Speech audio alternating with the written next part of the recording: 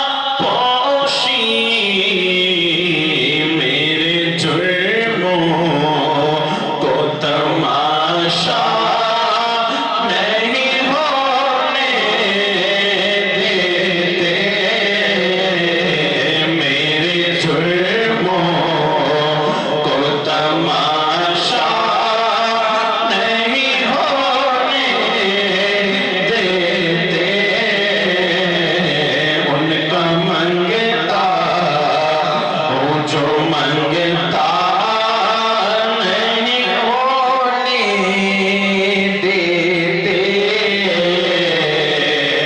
بات کرتا ہوں تو آتی ہے مہکتا باقی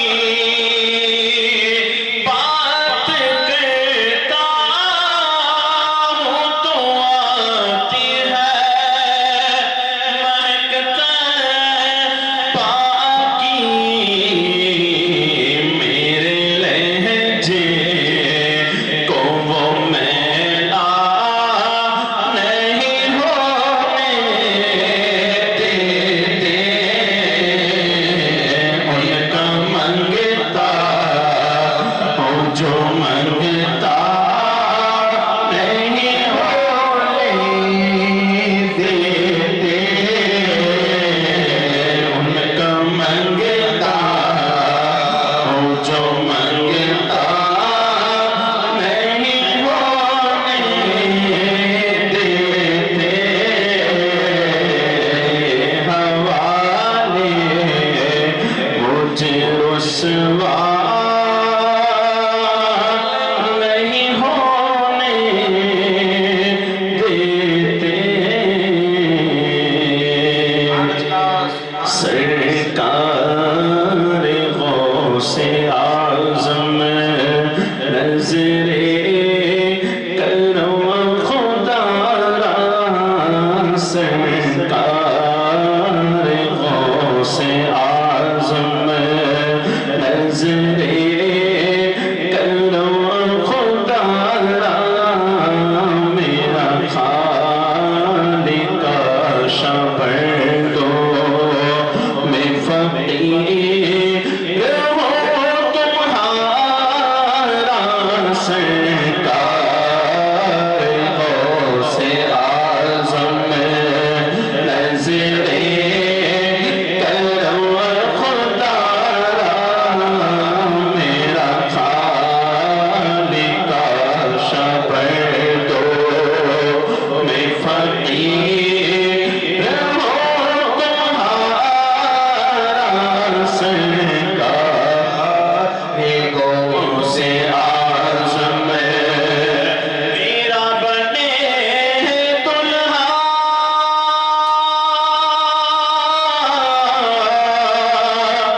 محفل سجی ہوئی ہے میرا بنے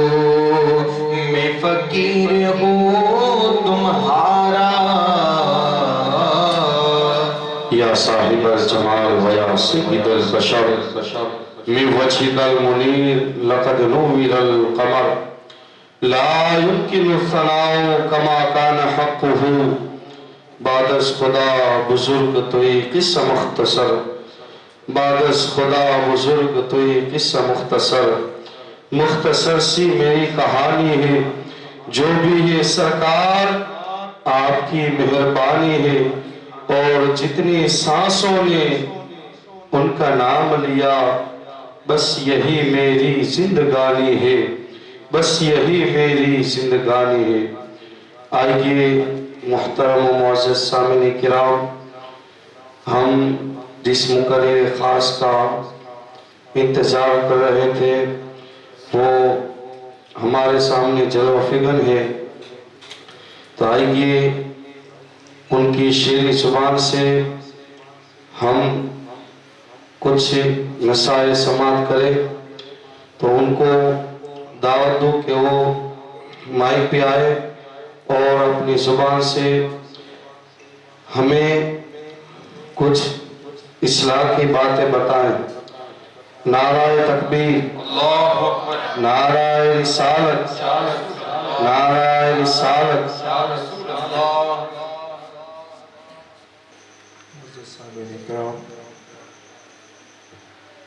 السلام علیکم ورحمۃ اللہ وبرکاتہ۔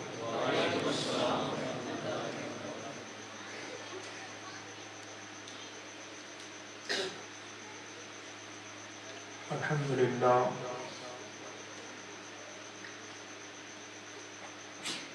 الحمدللہ الذی فضل سیدنا مولانا محمدا علی العالمین جمیعا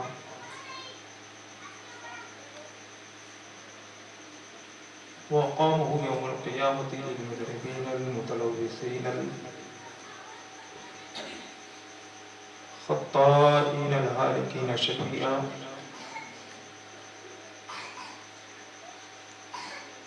صلی اللہ تعالی علیہ وسلم۔ ما بعد،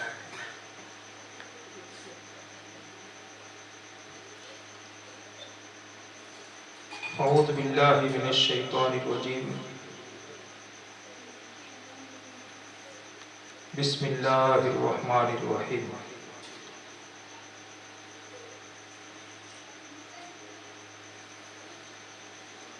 یا ایھا الذین آمنوا اتقوا اللہ وکونوا مع الصادقین۔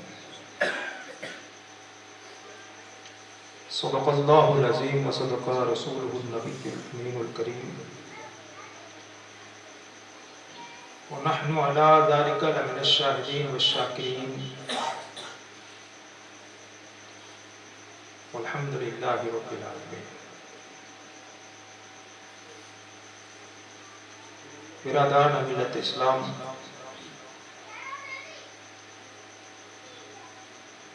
ابھی میں نے جس آیت مبارکہ کو پڑھنے کا شرف حاصل کیا اس کے اوپر کچھ روشنی ڈالنے سے پہلے آئیے ہم اور آپ مل کر آقا نامدار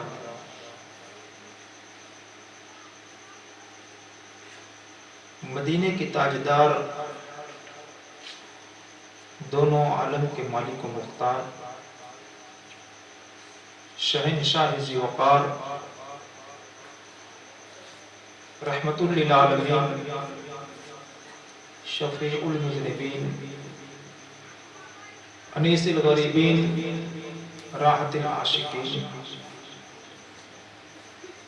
مراد المشتاقین، شمس العارفین، سراج السالکین، مصباح المقربین، محب الفقراء والغرباء والمساکین، سید الثقلین، نبی الحرمین، امام القبلتین، جد الحسن والحسین، پیارے آقا محمد رسول اللہ صلی اللہ تعالی علیہ وسلم کی بارگاہ بکس پناہ میں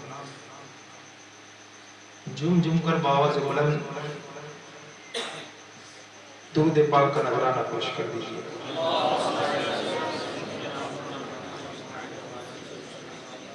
اللهم صل على سيدنا نبينا مولانا محمد مادن الجود والکرم وآلہ واصحابہ اجمعین وبارک وسلم.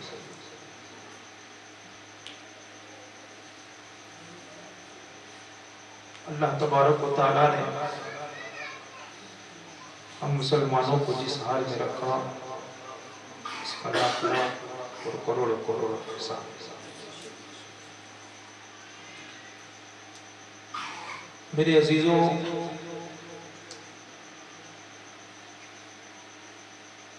اور میرے دوستوں اور بزرگوں،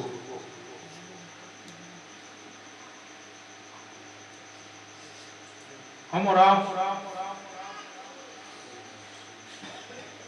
بخوبی جانتے ہیں کہ ایسے محفل کا انعقاد ایک لمبے عرصے کے بعد ہوا ہے.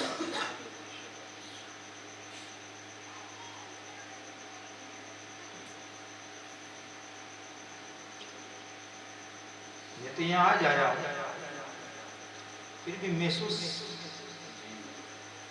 احساس ہو رہا ہے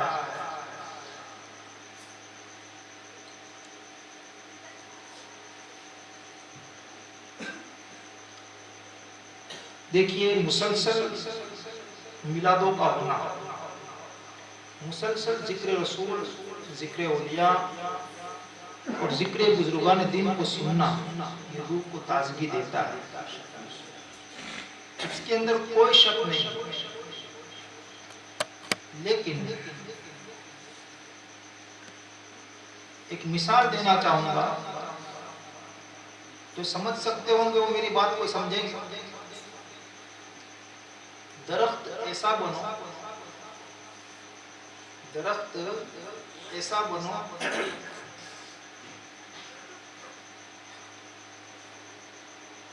آپ نے بہت سے درخت دیکھے ہوں گے، جیسے ناریل کا بھی ایک درخت ہے، ناریل کا بھی ایک درخت ہی کہا جائے گا. اور کچھ درخت ایسے ہوتے ہیں بارش ہو یا نہ ہو وہ تر رہتے ہیں، اور کچھ درخت ایسے ہوتے ہیں کہ اس کو پانی دینا پڑتا ہے. حاصل ایمان کا درخت ایسا مضبوط بناؤ، ایمان کا درخت ایسا مضبوط بناؤ، بلکہ ایمان کو اتنا پختہ بنا لو، ایمان کو اتنا پختہ بنا لو کہ پانی ملے یا نہ ملے ایمان تو مضبوط ہی رہنا چاہیے، روحانیت تو تازہ ہی رہنی چاہیے.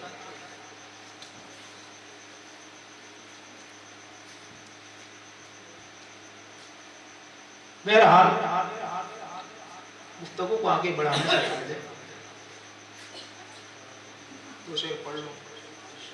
بابو کی آواز بھی پڑی، لمبے عرصے کے بعد سنی، دل چاہتا ہے دو اشعار میں بھی پڑھ لوں. اور یہ درود پاک اللہم صلی علی سیدنا نبینا مولانا محمد کرم علیہ وبارک وسلم.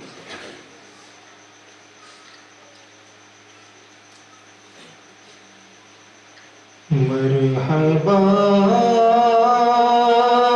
چلیں گے شہ ابرار کے پاس، مرحبا آج چلیں گے شہ کے پاس، انشاءاللہ پہنچ جائیں گے سرکار پاس، انشاءاللہ پہنچ جائیں گے سرکار.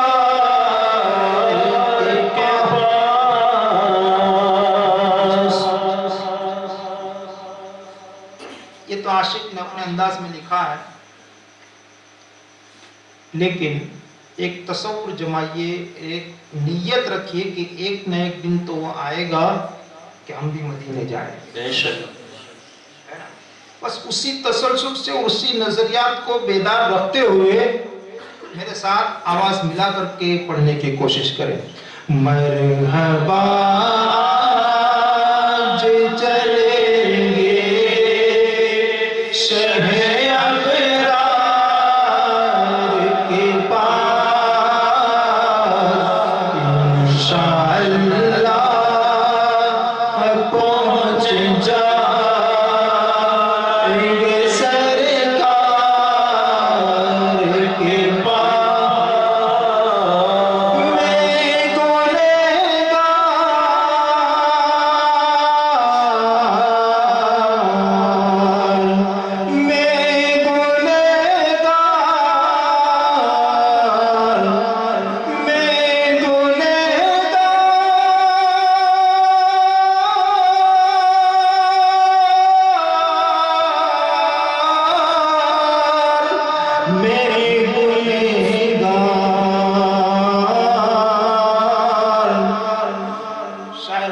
انداز میں کہنا چاہتا ہے کہ جب حضور کی بارگاہ میں حاضری ہو تو حضور مجھ سے پوچھیں کہ بول میرے امتی میرے لیے کیا لایا ہے، تو اسی کو وہ عرض کر رہا ہے کہ میں گنہگار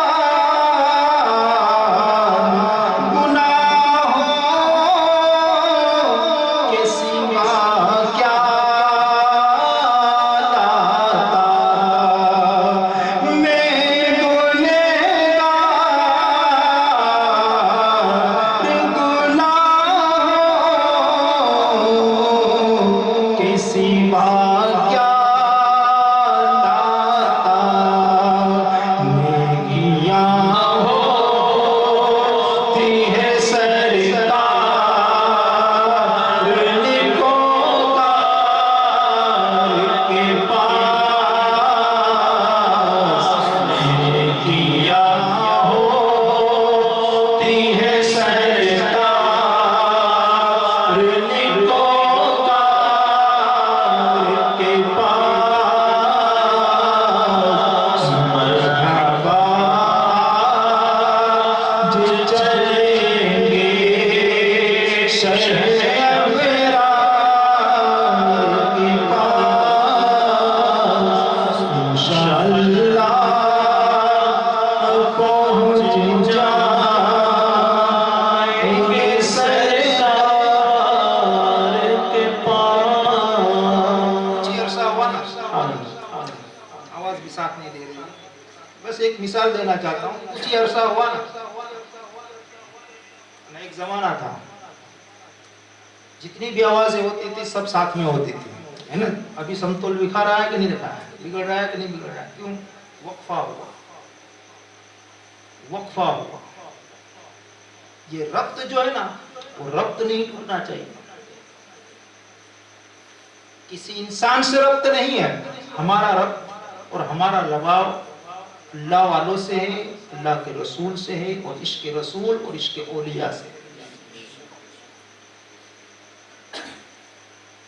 حالات نے کچھ ایسی مجبوریاں پیدا کر دی، اس طرح کی محفل ہم سجا ہی نہیں پائے. میں اکثر و بیشتر کہا کرتا ہوں اللہ کی نشانیوں میں غور کرو تمہیں کچھ سمجھ میں آئے گا. اتنا ٹائم تو ہی نہیں سمجھ رہے. غور و فکر کرنے کا ٹائم تو ہے نہیں. غور و فکر ہم ہمارے بزنس میں کرتے ہیں، ہمارے دھندے میں کرتے ہیں. تھوڑا بہت ٹائم بچتا ہے تو موبائل میں بگاڑ دیتے ہیں. یہ ہمارا زندگی کا روٹین ہے. اللہ کی نشانیوں میں غور کرو. کوئی بیماری وبا بن کے آتی ہے، کوئی بیماری وبا بن کے آتی ہے. جیسے ابھی ہم نکلے نہیں ہیں اس چیز، حالات ہمارے سب کے سامنے ہیں، لیکن اس میں بھی غور کرنے کا مقام ہے، اس میں بھی سوچنے کا مقام ہے. اللہ کی نشانیوں میں غور کرو گے تو بہت کچھ سمجھ میں آئے گا.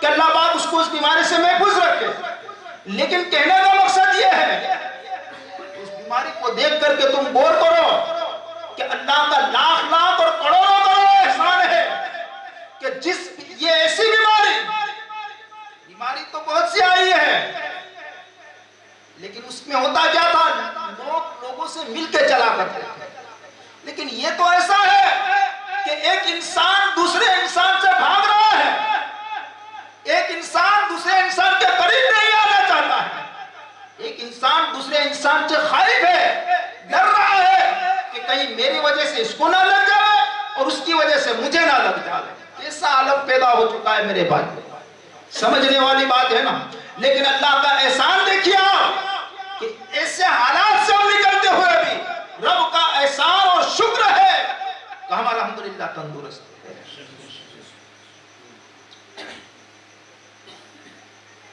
اور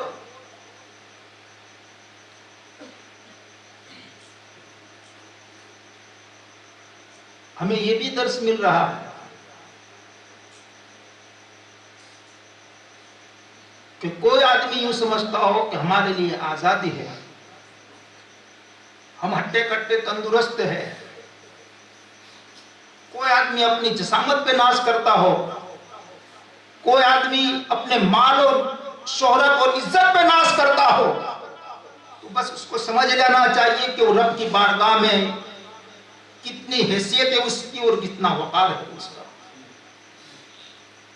کہ بس پل بھر کے اندر کچھ ہی وقت لگتا ہے کہ آدمی کا پورا نظام، یہ ایک سال کے اندر ہم نے محسوس کیا کہ ہر ایک نظام ہمارا بگڑ گیا، بزنس کا نظام ہو، دھندے کا نظام ہو، کہ سماج کا نظام ہو، کہ ہمارے جو بھی محفلوں کا نظام ہو، سارا بگڑ گیا، ہر کوئی اپنے اپنے مقام سے ہٹ گیا ہے۔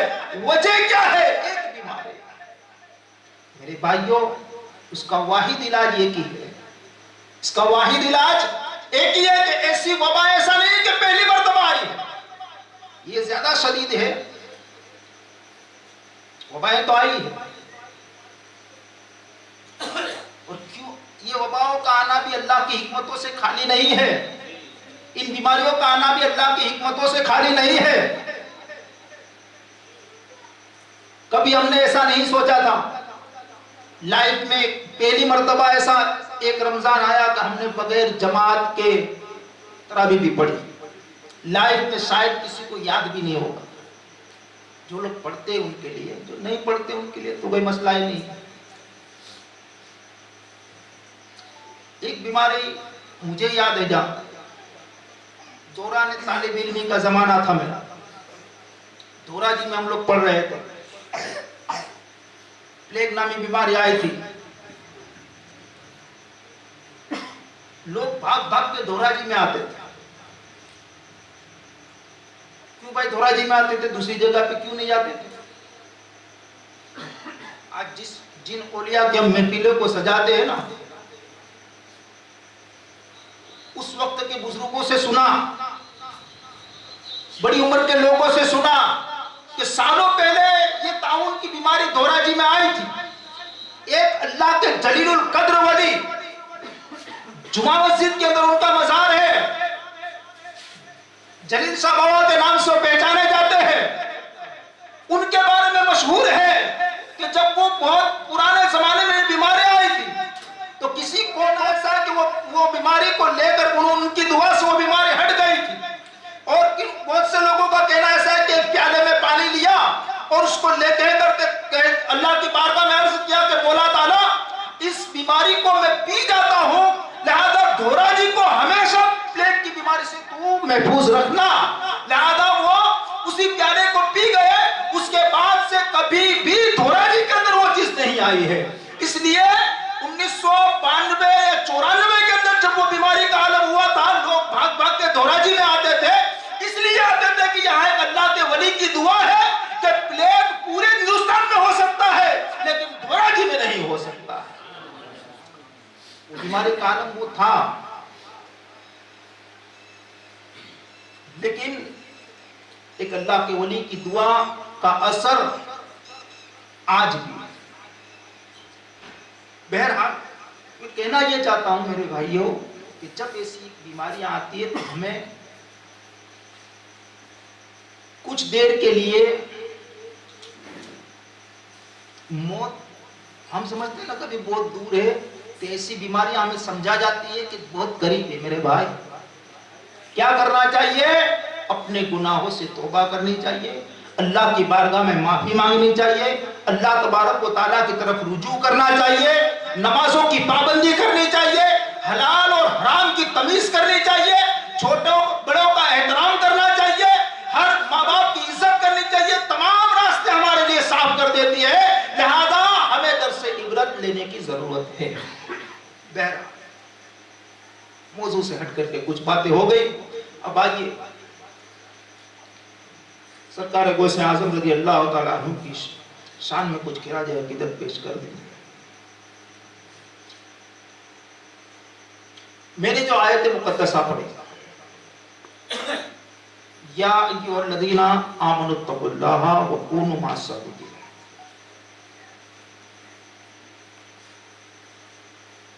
درود پاک پڑھیے، اللہم صل علی محمد۔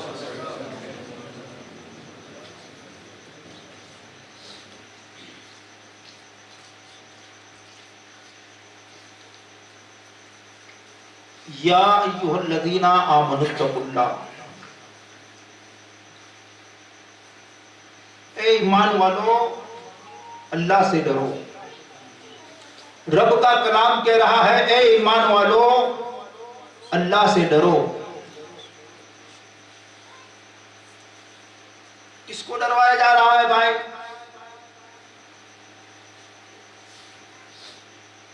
خاص لوگوں کا انتخاب کر لیا گیا۔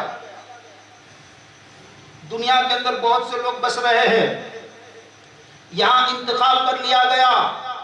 یہ نہیں کہا یا ایھا الناس،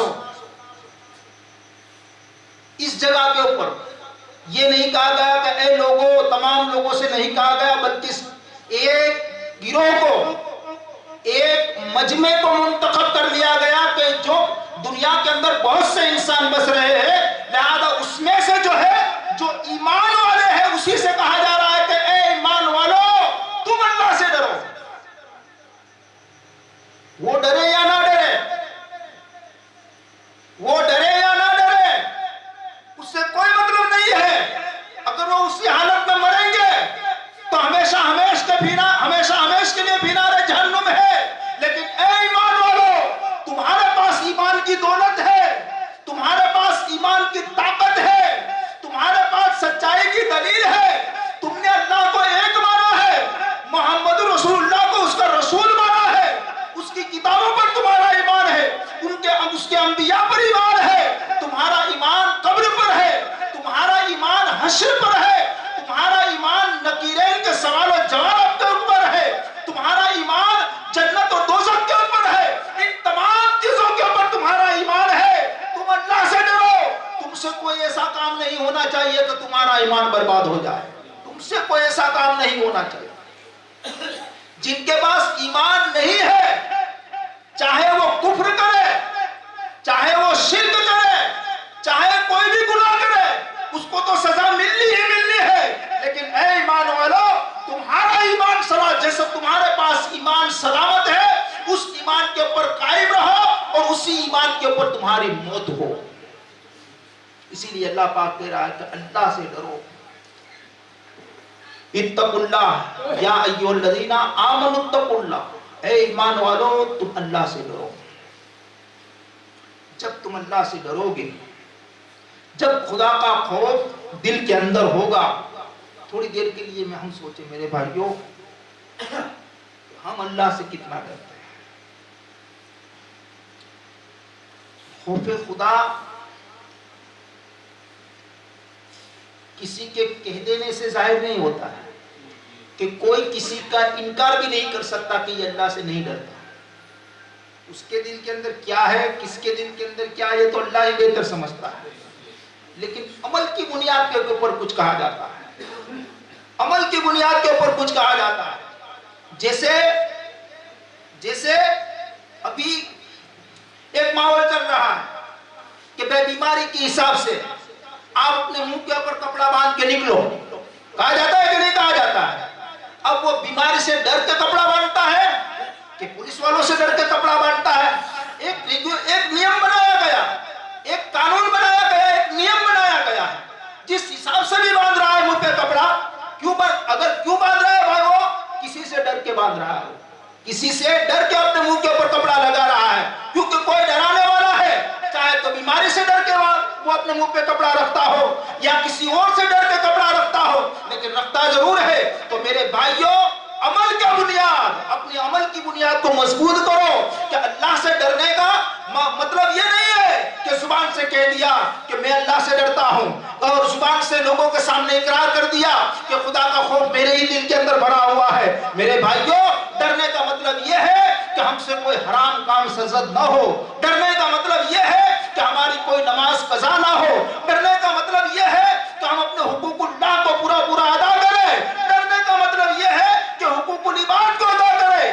اور اگر ڈرنے کا طریقہ سیکھنا ہے تو اللہ پاک کلام پاک میں ارشاد فرماتا ہے کہ اے ایمان والو، تم اللہ سے ڈرو، اور جب اللہ سے ڈرتے ہوئے آگے ارشاد فرماتا ہے کونوا مع الصادقین. اور تمہیں کیسے ڈرنا ہے، حقوق اللہ کو کیسے ادا کرنا ہے، تو تم اللہ والوں کے ساتھ ہو جاؤ، اللہ کے ولیوں کے ساتھ ہو جاؤ. اللہ کے سچے ولی ہیں، اللہ کے جو سچے بندے ہیں، ان کے ساتھ ہو جاؤ. جب تم ان کے ساتھ ہو جاؤ گے تو جینے کا طریقہ اور جینے کے بعد کے جو اصول ہے وہ تمام کے تمام سمجھ میں آ جائے. اسی لیے ہم اللہ والوں کو مانتے ہیں، اللہ والوں کی بارگاہ میں جاتے ہیں، اپنا ہاتھ کسی مرشد کامل کے ہاتھ میں دیتے ہیں. اور ہم تو بڑے خوش نصیب ہیں کہ ہمیں نبی بھی سب سے افضل والا ملا. ملا کہ نہیں ملا؟ تمام انبیاء کے سردار سید الانبیاء محمد رسول اللہ صلی اللہ تعالی علیہ وسلم کی امت میں ہونے کا شرف ہمیں حاصل ہوا. اور بعد میں ہمیں سیدنا غوث اعظم رضی اللہ تعالی عنہ جیسے پیروں کے پیر ملے. تو ہمیں تو اپنی عملی بنیاد کو اور مضبوط کرنی چاہیے. لیکن ہم نے تو یوں سمجھ لیا، ہم تو بنداس ہو گئے کہ ہم تو اپنے نبی کے محمد رسول اللہ کے امتی ہیں. ہم تو غوث پاک رضی اللہ تعالیٰ عنہ کے غلام ہیں. حق ہے، یہ غلامی کا پٹا مرتے دم تک رہے گا.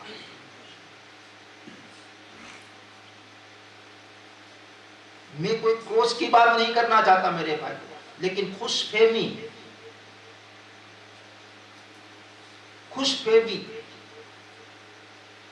یہ ہم کو بربادی کی طرف لے جائے. مشہور بات ہے، غوث پاک رضی اللہ تعالیٰ عنہ نماز پڑھ رہے ہیں، بادل کا ٹکڑا آ جاتا ہے، آواز آتی ہے عبد القادر تم کیوں نماز پڑھتے ہو؟ مختصر میں کہہ دوں، تم تو اللہ کے ولی ہو، تمام ولیوں کے سردار ہو، تم کیوں نماز پڑھتے ہو، وغیرہ وغیرہ. تمہارا مقام تو بہت اونچا ہے، تمہارا مقام تو بہت بلند ہے. شیطان ہے، وسوسے ڈال رہا ہے، لیکن وہ عبد القادر جیلانی ہے. کیا ارشاد فرماتے ہیں کہ جو نماز مصطفیٰ پر معاف نہیں ہوئی، جو نماز صحابہ پر معاف نہیں ہوئی، وہ ہم کیسے چھوڑ سکتے ہیں؟ بس یہی تو درس ہے. آج ہماری مسجدیں بن تو گئی، ہم نے مسجد کو تو عالی شان بنا لیا، لیکن اس مسجد کو مسجد کو رنگ و روغن سے سجا دینا اور بات ہے، لیکن مسجد کو نمازوں سے سجانا اور. میں آپ کو ایک ایگزامپل دوں.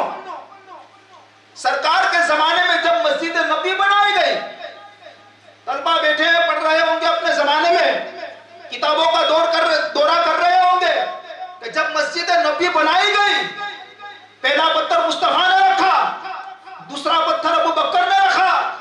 तीसरा उमर फारूक आजम ने रखा, उस्मान गनी ने रखा, मौला अली ने रखा, तमाम सहाबा ने रखा। लेकिन मेरे भाइयों, सहाबा का बयान है कि वो मस्जिद की जो जमीन थी ना, वो भी बराबर हमवार नहीं थी, सजदा करना भी दुश्वार होता था, ऊपर खजूरों की छत हुआ करती थी। मेरे दोस्तों, वहां कोई रंग और रोगन नहीं लगा हुआ था, वहां कोई सजावट नहीं लगी हुई थी, वहां कोई सीरीजें नहीं लगी हुई थी। लेकिन उस मस्जिद के अंदर जब सहाबा नमाज अदा करते थे, मेरे मुस्तफा इमामत किया करते थे, और वो जगह आज भी इतनी मकबूल हो गई है कि दिन में सुबह में 70,000 फरिश्तों का आना जाना हुआ है वहां, और शाम को 70,000 फरिश्तों का आना जाना हो गया। उस वक्त रंग और रोगन नहीं था। वो मस्जिद की रौनक क्या थी, वो मस्जिद के अंदर जो मजबूती क्या थी, वो ईमान वालों का अमल था, वो ईमान वालों की नमाजें थी। आज हमारे पास इमारतें तो आलीशान है, आज हमारे पास शोहरत तो आलीशान है, हमने इमारत तो बहुत अच्छी बना ली, लेकिन मेरे भाइयों वहां ढूंढने जाना पड़ता है। हम जोहर की नमाज में ढूंढे तो 2 आदमी, असर की नमाज में ढूंढे तो 2 आदमी। एक ही रफ्तार से जिंदगी जीना जरूरी नहीं है मेरे भाइयों। मैं अक्सर बेशतर कहा करता हूं कि हम अपनी जिंदगी के अंदर कुछ चेंजेस करते आते हैं, हालात के मुताबिक अपनी जिंदगी के अंदर जीने के तरीके में भी फेरफार करते आते हैं। हम जब जवान थे तो हमारा जीने का अंदाज अलग था, हम जब कुछ ढल गए तो हमारा जीने का अंदाज अलग हो जाता है। जब हमारे बच्चे जवान हो जाते हैं तो भी हमारा जीने का अंदाज में फेरफार आ जाता है। मेरे भाइयों, जब हम इन हालात से समाधान कर सकते हैं तो आज हमको कहा जाता है कि नमाजों की पाबंदी करो, हुक्म खुदा की पाबंदी करो, तो हमें उसके ऊपर कोई अमल नहीं करने का, हम उसके ऊपर अमल दरकार नहीं कर पाते हैं। ये हमारे लिए अफसोस की बात है।